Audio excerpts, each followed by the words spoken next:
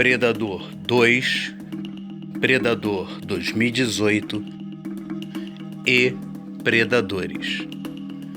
Nesse episódio, vamos falar resumidamente, porém indo ao ponto ou aos pontos que nos interessam, dessas três produções. Mantendo ainda o que eu disse no último episódio da série Predador vs Presa, o primeiro filme poderia ter sido o último.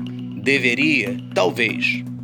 Pelas razões já explicadas, seria muito difícil uma história plausível em que o Major Dutch Schaefer conseguisse reunir e treinar em tempo hábil uma equipe tão boa quanto a primeira, ou até melhor, para enfrentar um novo predador. Sendo que o primeiro predador, ele foi um acaso. Eles esbarraram nele. Eles estiveram no lugar errado, na hora errada. O que torna a mítica do primeiro filme sensacional.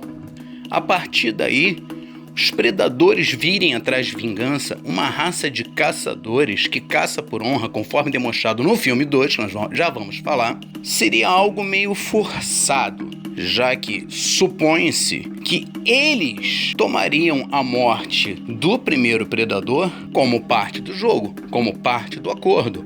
O caçador aceita o risco. Então, qualquer roteiro que tentasse abordar por essa ótica já sairia meio furado, já sairia meio forçado e algo não tão interessante, não tão verossímil com a lógica interna desenvolvida pelo primeiro filme. Uma segunda possibilidade seria que a nova equipe lá do Major Dutch fosse caçar um outro predador. Houvesse relatos de outros predadores em outros lugares do mundo, tudo bem. Só que olha só, uma criatura como predador que se camufla, um caçador inteligente e estratégico, acho que, as pessoas não teriam tanto conhecimento com tanta facilidade das atividades deles ao redor do mundo. Então também seria preciso muito malabarismo argumentativo para criar algo do gênero. O predador é o tipo do monstro com o qual alguém só quer se deparar uma vez na vida. Tendo sobrevivido a ele por cagada, conforme já comentamos, o natural seria que o Major Dutch Schaefer se aposentasse e dissesse: olha, sobrevivi e já deu, que bom pra vocês. Com isso eu quero dizer que os outros filmes foram ruins, que se eu pudesse eu apagaria os outros filmes? Não, Predador é um personagem tão interessante que é impossível o público não querer ver mais dele. E olha só, quando fala que assim, olha, criaram os outros filmes só para se aproveitar da bilheteria. É que eu saiba, qualquer filme cobra bilheteria. Qualquer filme tem como objetivo também o lucro, é uma atividade comercial. E isso é óbvio, quem gosta de cinema deveria pagar com prazer para justamente poder sempre usufruir de sua paixão. Então, não vem com essa lógicazinha progressistinha pra cá, não. Ah, foi forçação comercial. Não, fez sucesso. O público pediu, o público quer. Então, obviamente, a galera faz mais. Fazendo com qualidade, tá valendo. E antes de qualquer coisa, já atesto. Todos os filmes dos quais vamos falar hoje aqui, assim como os filmes de Alien vs Predador, tiveram, sim, qualidade, funcionaram, sim, como entretenimento, valem muito a pena. Embora, obviamente, eu não posso deixar de criticar. Então vamos ao filme 2. É interessante notar que o Shane Black, que participou do filme 1 e que depois também dirigiu e escreveu o Predador 2018, é também o criador da franquia Máquina Mortífera. Por que o Danny Glover foi parar no 2? Olha, não pesquisei sobre isso, na verdade acho que cheguei a fuçar, mas não achei. E tem certas coisas que sinceramente não são necessárias serem provadas, mas dá pra gente supor que rola alguma coisa aí. O fato é que na época o Danny Glover estava bombando, justamente por causa da franquia Máquina Mortífera. Tendo passado por 2 filmes e às vésperas de um terceiro, era uma escolha praticamente lógica, até mesmo porque ele tinha o physique de rôle para o personagem. Ele tinha um biótipo para o personagem. Um policial linha dura, já não tão garoto, um cara experiente, um cara com carcaça, com história. Uma figura que você crê fazer parte daquele cenário. Uma Los Angeles de 1997. Quer dizer, tudo se encaixava bem e principalmente o Danny Glover ali. Mas eis o X da questão. Se no primeiro filme A equipe top dos tops não deu conta do predador, tendo o seu líder sobrevivido por sorte e estratégia, claro. Quem poderia dessa vez ser capaz de derrotar o predador? Um mero policial? Porque por mais experiente que o policial seja, por mais linha dura que ele seja, ele não é um comando altamente treinado das forças especiais. E outra, isso é meio óbvio, todo mundo sabe que o Danny Glover não era o Arnold Schwarzenegger. E antes que venha a militânciazinha encher o saco com "Ai, você está discriminando o Danny Glover só porque..." Não coloque na minha boca o lixo que passa no seu cérebro, tá? Então vamos parar e pensar um pouquinho. O Arnold Schwarzenegger podia ser negro, podia ser oriental, podia ser azul, podia ser verde, podia ser vermelho. Não importa, ele conquistou o pódio naquela época, ali naquela década, como um super-herói americano. Ele era o super-herói americano encarnado. Até mesmo as atuações dele naqueles primeiros filmes ali eram sempre meio puxadas assim para uma representação. Como é que eu vou dar um nome para isso? Algo estilo comics, algo estilo quadrinhos. Em uma entrevista, eu era moleque, eu li essa entrevista dele, ele mesmo declarou que ele via os personagens dele como super-heróis de quadrinhos. A estética era uma estética de super-herói de quadrinhos. Ele era o cara das coisas impossíveis. No próprio Predador 1, ele é o cara que ergue o caminhão. Ele é sobre-humano, mesmo quando faz o papel de um ser humano. Lembra do Irmão Gêmeos? Pois é, além de várias façanhas no filme Irmão Gêmeos, ele é o cara que rasga a camisa só quando vai fazer o muque para demonstrar o quanto o bicho é poderoso. E o imaginário correspondia a isso de maneira absurda. Aliás, ele só era o que era justamente porque a população mundial, o público mundial, o aceitou nesse papel. Então era uma tarefa árdua para o Danny Glover. E, dou a mão à palmatória, o diretor soube resolver esse dilema muito bem. Já que desde o início, Danny Glover tinha uma equipe bem reduzida, que contava com o novato, né, a Leona e o Danny Boy. Engraçado como esse nome ficou na minha cabeça até a idade adulta, ao ponto de eu apelidar um amigo meu de Danny Boy por causa do filme. E pasmem, ele é o Daniel do Fear the Walking Dead, inclusive com um personagem de mesmo nome, Daniel. Eu juro que eu não lembrava disso. Eu lembrava do Predador 2, lembrava que ele tinha um latino na equipe dele, na verdade 2 latinos, né, que é o Danny e a Leona. Lembrava que tinha um outro carinha, lembrava até mais ou menos assim do Capzinho, mas não lembrava da cara dele. Com certeza, o Gênios, que é especialista em lembrar a fisionomia de atores e etc, até de figurantes, ele vai achar um absurdo como eu não me toquei disso. Pois é, foi até bom rever o Predador 2 por causa disso, porque eu gosto muito do personagem Daniel em Fear the Walking Dead. Eu acho que ele merece aí uma menção honrosa por estar no Predador 2.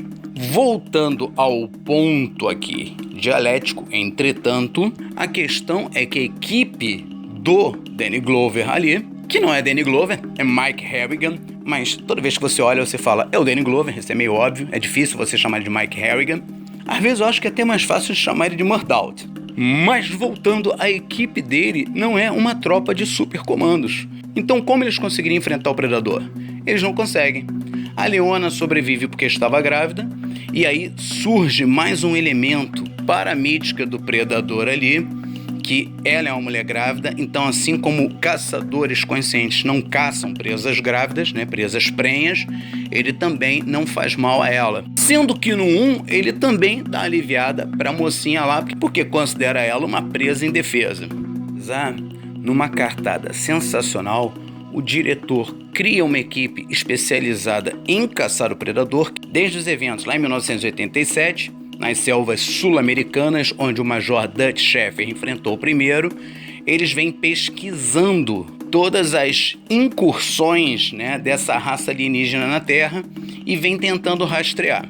Assim como eles também têm algum conhecimento da tecnologia que o predador usa. Isso serve para quê? Para ajudar a amaciar o bichão, para fazer com que ele perca a camuflagem dele, etc. E ainda assim, no confronto final, Mais uma vez, o adversário do Predador vence ele na sorte. Não é bem sorte, o Predador dá mole, ele consegue enfiar o disco na barriga do Predador. Aquele disquinho que corta tudo, que é uma arma, inclusive do próprio Predador. Claro que, apesar de tudo, é um excelente filme. A cena em que o Danny Glover se vê cercado por um monte de predadores e fala "Who's next?" é uma das cenas lendárias, entrou para a história do cinema, mas eu não considero ainda o filé desse episódio. Vamos dar um salto no tempo, pular Predadores e falar de Predador 2018. Esse, dessa vez, foi escrito pelo Shane Black, conforme já dito. Antes de ver o filme, ao ficar sabendo disso, eu me interessei bastante. Falei, alguém que estava lá no filme 1, alguém que deu palpites no roteiro do filme 1, de acordo com o que reza a lenda, vai escrever o 2018. Então, com certeza vai ser bom. Foi. Eu me diverti. Eu gostei bastante. Já assisti 3 vezes. Posso assistir mais uma sem problemas. Mas, entre todos os filmes do Predador, é o que eu tenho mais críticas. A começar pelo Predador Gigante, algo desnecessário. O Predador, ele se glorifica justamente por causa da sua agilidade, da inteligência, da capacidade estratégica, a camuflagem, a velocidade com a qual ele passa correndo no filme 1. É até o momento de confronto com o Carl Weathers, em que ele passa correndo, o Carl Weathers metralhando, ele vem varado, o Carl Weathers não consegue acertar ele até que ele passe cerol. Rola até aquela lenda de que o Van Damme teria sido o Predador no filme 1 justamente por causa dos saltos. O que é uma lenda, na verdade ele chegou sim a ser cogitado, porém foi descartado por causa da roupa, que parece que era muito pesada para ele, e por causa da altura.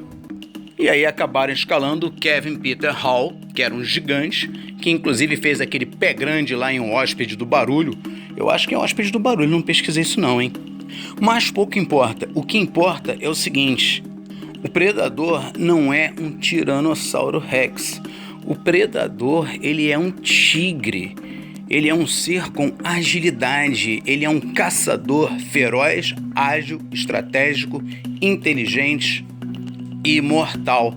Aquele Predador Gigante, pra mim, ele estraga o filme, apesar de você ter que aturá-lo até o final, já que ele é o grande inimigo, porque ele é um predador à prova de balas, basicamente. O que não explica como foi ferido de alguns modos ali durante a batalha. Fora que o tamanho, pra mim, prejudica também a estética do Predador. Deixou de ser um filme do Predador e se tornou um King Kong, ou um Godzilla, ou algo do gênero, ou um Rampage. Além disso, ainda tem também aquele papinho difícil de engolir. O primeiro Predador a chegar na Terra nesse filme, ele é bonzinho, ele veio pra ajudar os humanos, tá? E toda a galera que ele matou, ele mata gente pra caramba e veio aqui pra ser bonzinho? Negócio meio difícil de explicar, meio paradoxal, é meio esquisito. Mas o filme tem pontos altos também. O primeiro e mais importante é a escalação do elenco. O personagem principal, Quinn McKenna, representado pelo ator Boyd Holbrook, acho que é Holbrook que se pronuncia, e a equipe dele. Além da cientista também, que era uma gatinha, né? Ali o Shane Black teve o feeling de reunir mais uma vez uma super equipe de soldados ali para enfrentar o Predador. Sendo que dessa vez são o quê? São os soldados problemáticos, são os loucos. O que tornou até muito interessante. Sim, o tom de humor nesse filme foi bacana.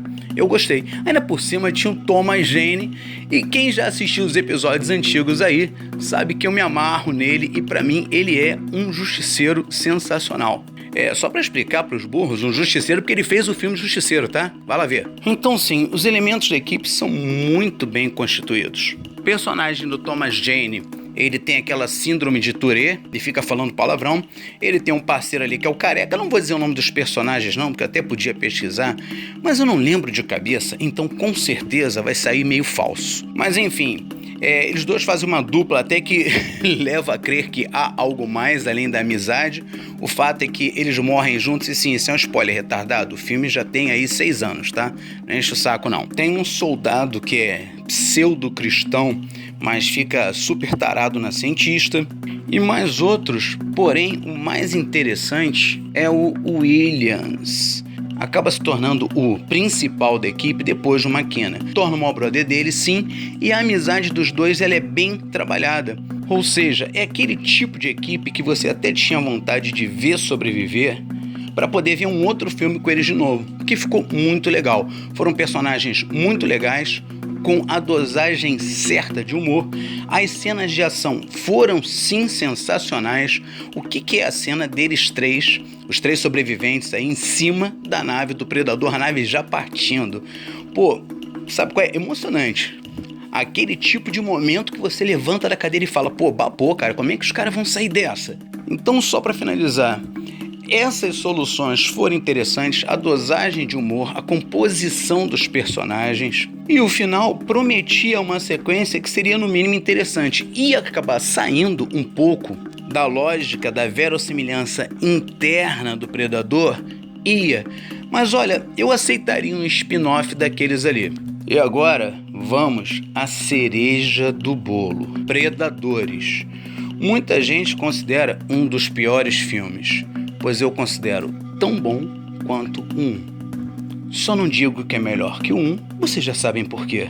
Porque tinha o Arnoldão, e sim, eu sou fanboy do Arnoldão. E se o Arnoldão fizesse o papel do Mickey, pra mim ia ser do caramba, eu ia lá assistir. Não, do Mickey não, Disney anda vacilando tanto, mas enfim, do Bolinha, da Turma da Luluzinha, eu ia assistir o Arnoldão. E fim de papo. Mas o que rola em Predadores? Olha só, é até interessante eu lembrar de como eu via esse filme antes de eu assistir, como eu imaginava que ele seria por causa do personagem principal, pra galerinha de hoje entender algumas coisas. Eu vi num canalzinho desse aí pela saco do YouTube, né, uma mulherzinha lá dizendo que o pessoal está de preconceito com a Prey só pela personagem principal ser feminina. Essa retardada nunca ouviu falar de Aliens e não sabe que a galera que curte Predador também é fã de Aliens e a personagem principal, a protagonista, era feminina? Aliás, a protagonista é feminina, aqui não tem presidenta nessas coisas de retardado ou todes. Então como é que alguém bosteja um negócio desses? É um imbecil que só quer militar ao invés de pensar. Se pensasse, não militava sequer. Mas qual é a relação do Adrien Brody, eu tive que ver o nome dele agora, porque eu não gravo mesmo, com a Prey? Porque na época eu olhei para aquele cara ali, ele tinha feito aquele filme O Pianista ou Piano, algo do gênero, e eu preconceituei. Falei, pô, como é que vão colocar um girino desse? Com uma cara de ator de filme intelectual, filme intelectuerda, sabe qual é? Aquela galera que vai ao cinema e fica, o filme está tão interessante. Público de paciente inglês, eu tenho uma história terrível com paciente inglês, um dia conto pra vocês. Então, pô, antes de ver o filme, eu já tava com preconceito sim. Por quê? Porque o cara era um girino, o cara não tinha o físico de role. Depois de você ver o Arnold Schwarzenegger e o Danny Glover enfiarem a porrada no Predador contando com a sorte, fica difícil você ver o cara de um filme intelectuerda, com um arzinho também de ator de filmes intelectuerdas, encarar o Predador. Quebrei a cara. Porque, em primeiro lugar, o bicho marombou. Ele tá aquele estilo magro maromba, cara que parece que é magro, mas quando tira a camisa você vê que, pô, tá com uma goiaba maneira ali no bíceps. Segundo lugar, que a representação dele, o modo que ele se entregou ao papel, o modo como ele compôs o personagem, cria um bicho carne de pescoço boladaço. Ele passa a credibilidade de ser aquele matador mesmo, profissa, boladão. Outro ponto, a temática foi bem trabalhada para nos conduzir através da história sem surpresas escalafobéticas, porém genuínas. Pô, o momento em que eles descobrem que não estão na Terra é sensacional. E ele é utilizado no ponto certo do filme, cronologicamente falando, do jeito certo, com o elenco trabalhando também do modo certo, surpresa, sem aqueles exageros dramatúrgicos que alguns atorizinhos fazem. O elenco, então, o elenco tem Danny Trejo. Tem Danny Trejo, você já fala, cara, vai virar uma macarronada, sangue pra todo lado, mais divertido, a gente vai curtir. Olha só, ficou divertido, a gente curtiu, a gente, se amarra no Danny Trejo, e não virou macarronada, ainda por cima manteve a seriedade do filme. Também tá lá no elenco o Walton Goggins, figurinha carimbada dos filmes do Tarantino e filmes de western. Também me amarro muito em todo o papel que esse cara faz. E ainda tinha Oleg Taktarov, que, pô, eu me amarro em todas as participações em filmes com Oleg Taktarov. Pra quem não sabe, ele era lutador profissa e foi pro cinema. Eu me amarro em todas as participações que ele fez em filmes naquela época. E, como ainda por cima o filme tem as surpresinhas interessantes, guarda aquele brindezinho lá no saco de fandango, em determinado momento do filme nos deparamos com Lawrence Fishburne. Ele é boladaço, é o Morpheus, né, cara? Pelo amor de Deus. Ou seja, um elenco comparável em nomes de estrelas ao Predador 1. Sem o Arnold, claro. Ninguém ali tem o respaldo ali, ninguém tem a categoria, ninguém seria capaz de dividir o pódio com o Arnold, na minha opinião. Sim, sou fanboy, já falei, pronto, nesse saco. Mas eu não vou ficar aqui fazendo sinopse do filme, não. Vamos tocar no ponto principal, que eu não tenho visto as pessoas comentarem, mesmo quando fazem análise sobre o filme, etc.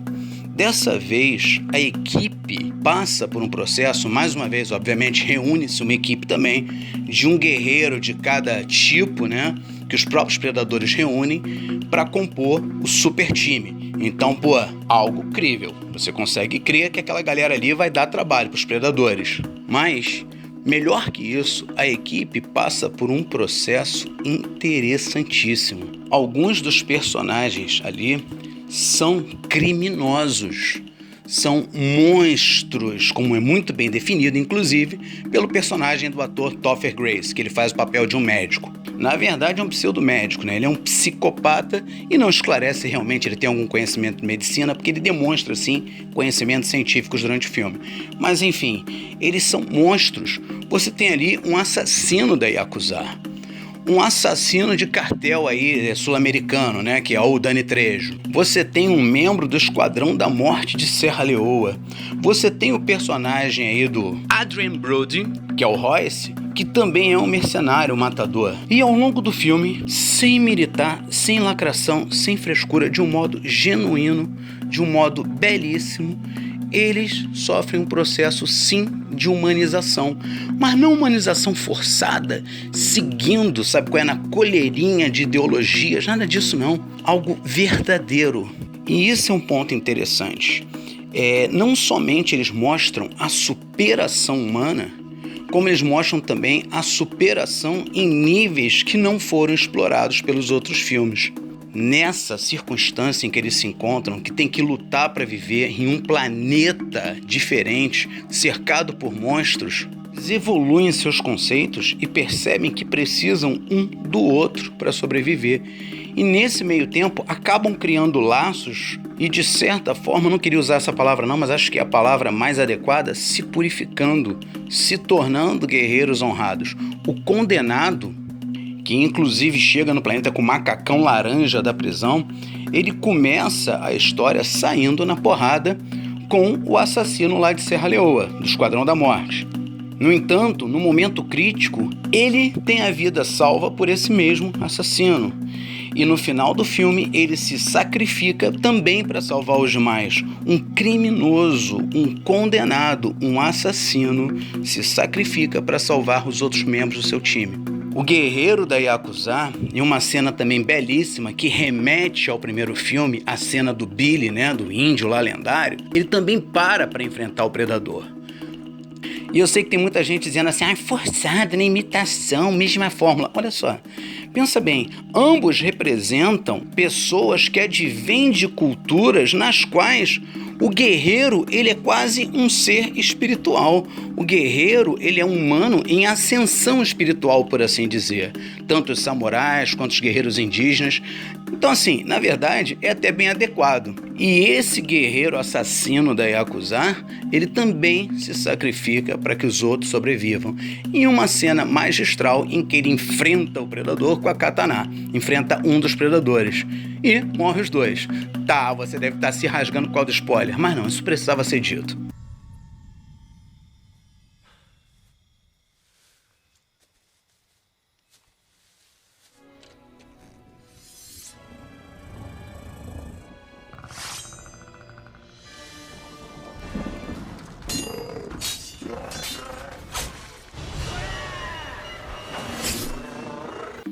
E no final, o personagem mais egoísta de todos, que é o Royce, também deixa de fugir na nave, que aliás foi uma boa escolha, quem vê o filme ou quem viu sabe disso. Ele abre mão de escapar na nave dos predadores e volta para poder salvar a mulher, que é uma brasileira, inclusive, que é Alice Braga.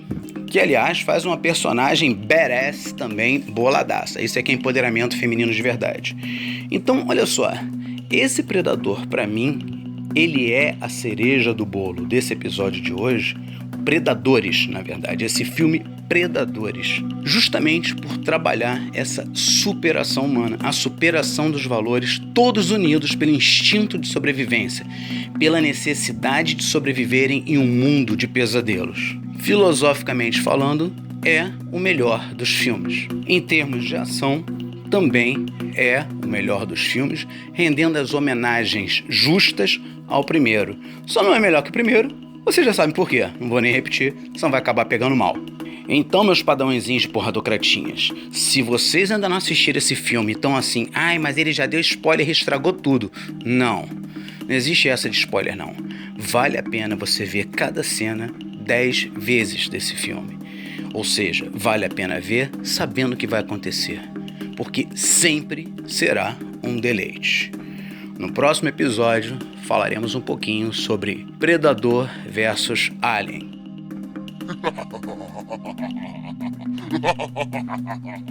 Jovem que já passou dos 18 anos até os 90 ou mais e quer vencer a guerra cultural, quer ajudar a limpar o país da corrupção e lutar pelas tradições, família, pátria e liberdade, aliste-se em nosso exército. Comente. Como é que você quer mudar a realidade se tem preguiça de fazer um comentário, de curtir, de compartilhar? Junte-se à nossa causa. Lute virtualmente. Para esse projeto continuar, eu preciso do seu apoio. Então, dá o like aí, ativa o sininho de notificações, inscreva-se, compartilhe, espalhe a mensagem. Faça um comentário bacana, algo produtivo. Se fizer algo improdutivo, sabe que a porrada vai cantar.